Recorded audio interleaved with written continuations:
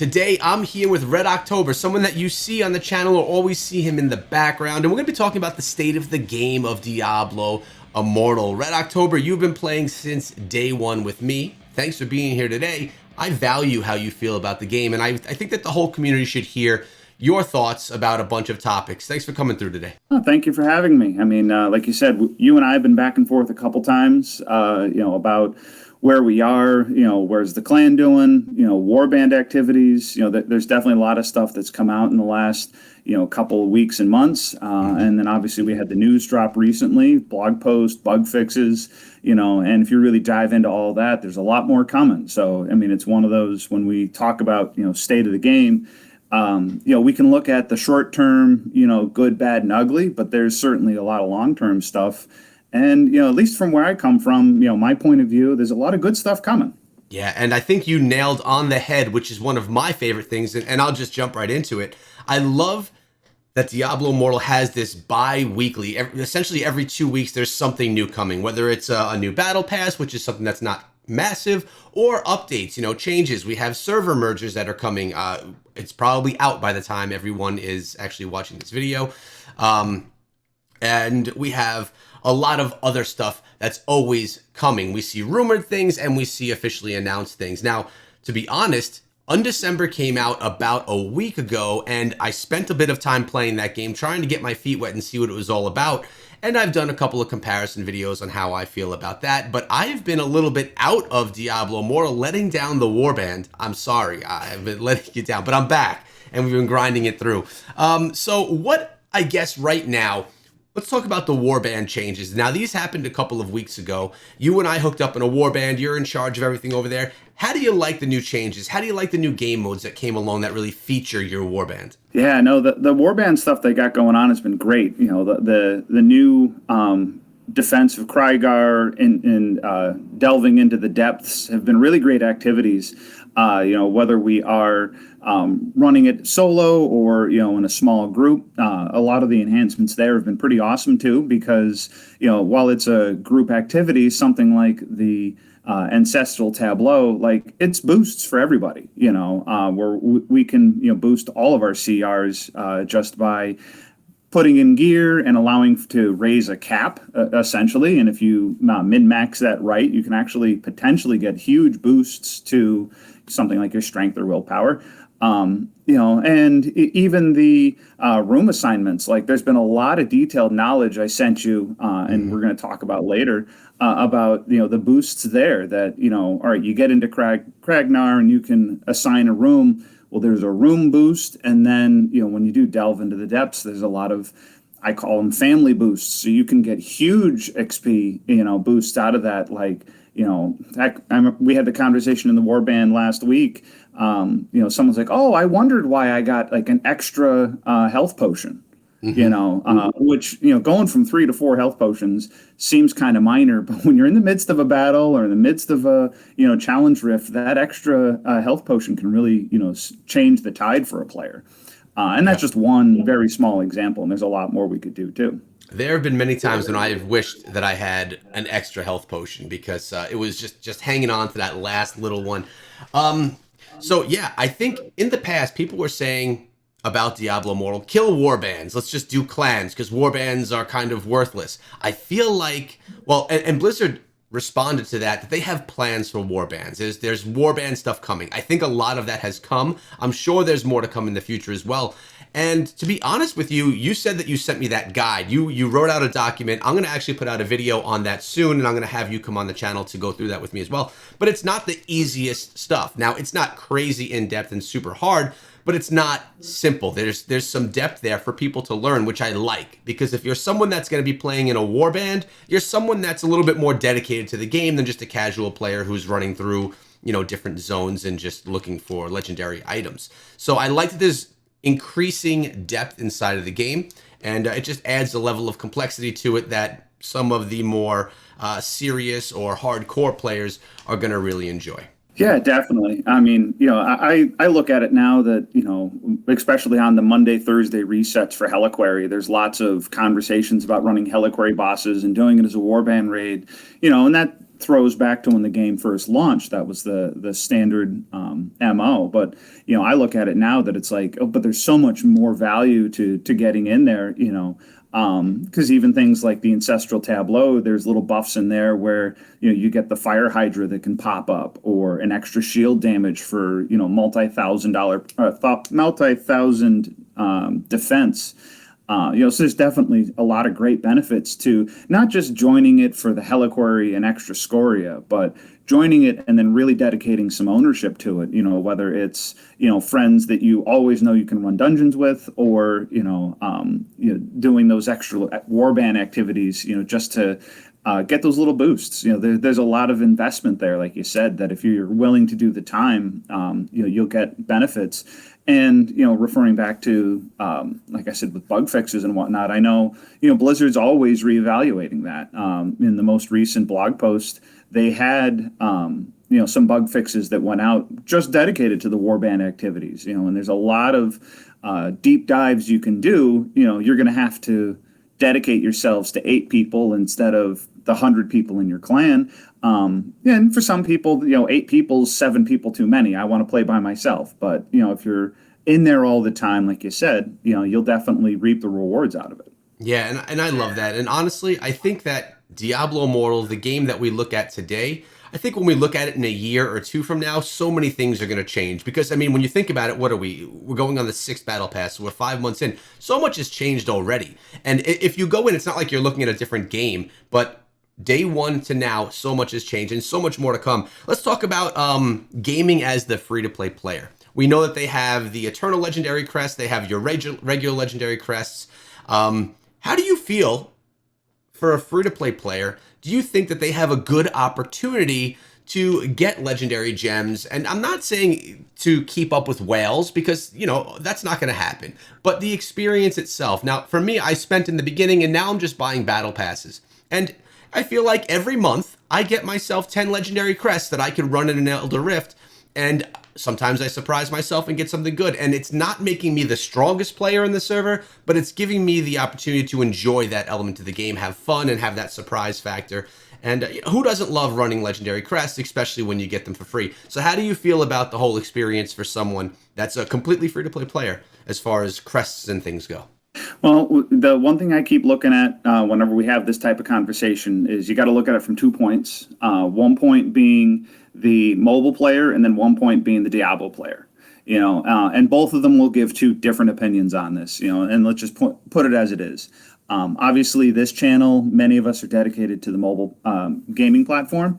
I think from that point of view, Diablo Immortal is great. You've got so many opportunities to really get in there.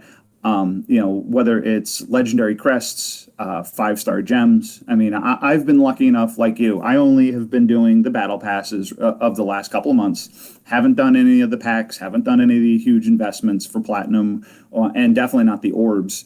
And looking at that, like, there's a lot of great opportunities there to get what you need. I mean, the telluric pearls. Okay, right now looks like it's a 40-week investment to get a 5-star gem. Obviously, it could be 1 out of 5-star, up to a 5 out of 5 star. That's still undetermined.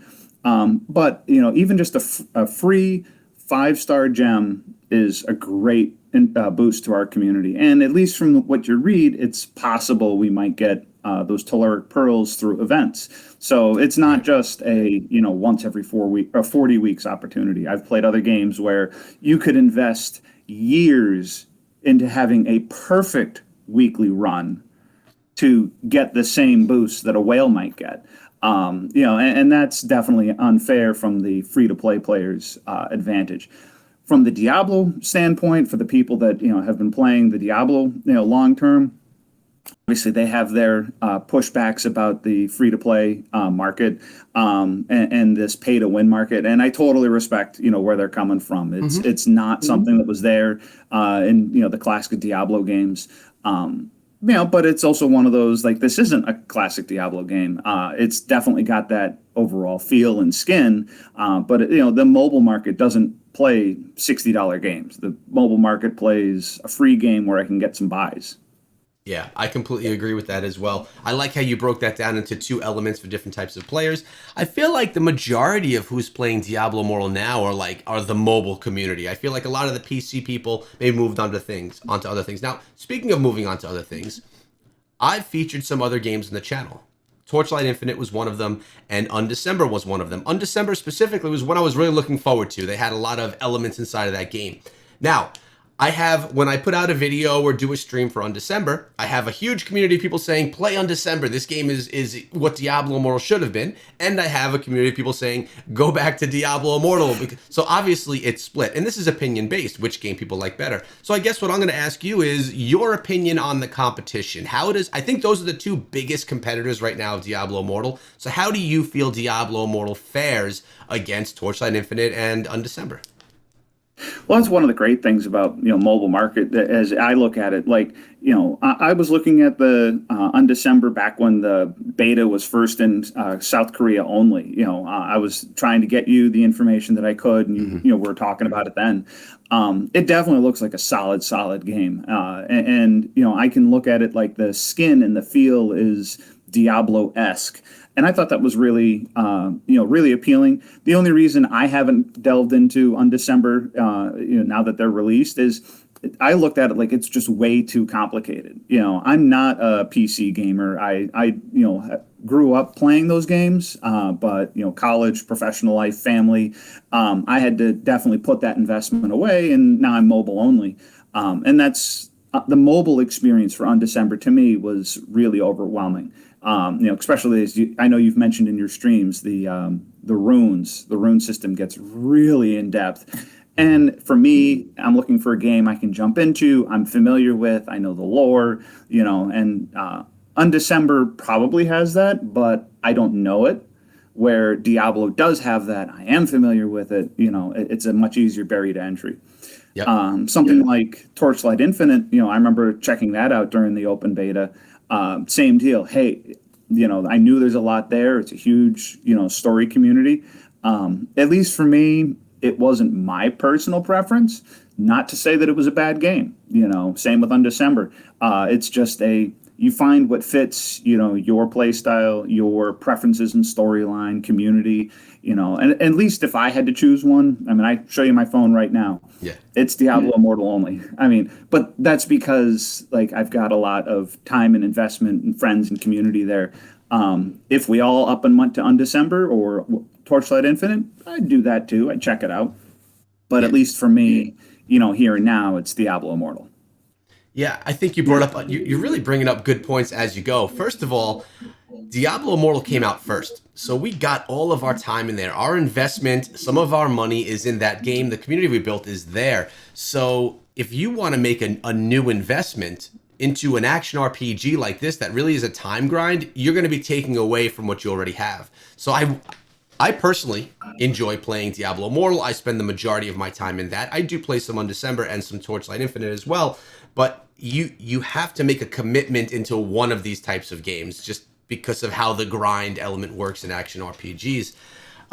Something I did find when I played Undecember was it is very confusing, right? If Undecember came out first before Diablo Immortal, we would have all been playing Undecember because that would have been the best action RPG out. We probably would have had a better understanding for it, and who knows what we would have done when Diablo Immortal came out. Maybe things would have been flipped. I don't know. But Diablo Immortal did come out first. Diablo Immortal, I know, or I feel, is going to have this update cycle and how they're continuously listening to what the community wants. They can't give us everything we want, but they can do some things to make us happy.